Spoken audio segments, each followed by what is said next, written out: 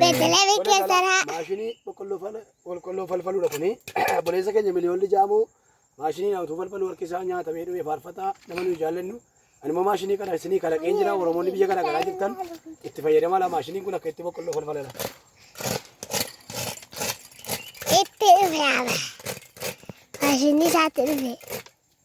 Ani nan jiru ammoo. Hidhaa. Sirriitti itti naa gabiladha. Qabeera.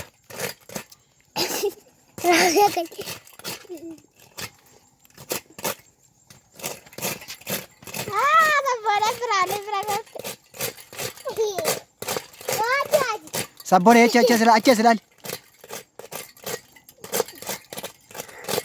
Adi yeroo gahu duuba dhaabadhu. Beetlee miti dhaqe. Duuba dhaabadhu.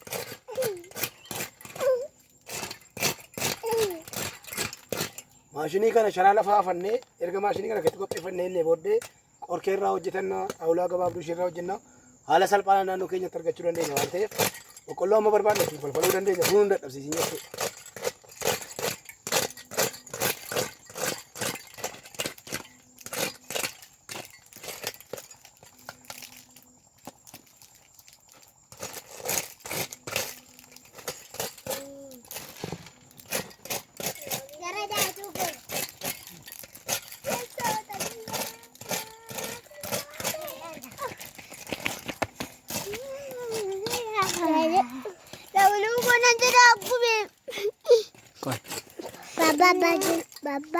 Obbo maalin nan jedhama kan dubbisa. Beekoo hunduudha. Bira dhaabachaa.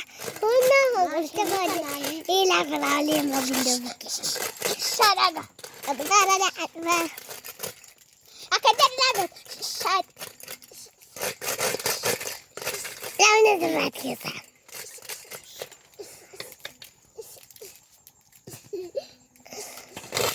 Baani nola kaam jalqabne. Adi. Hah? Jaati beeka. Yeso tapi aku mau lagi number apa? Jalalee, oleh golole go kakak jalalee.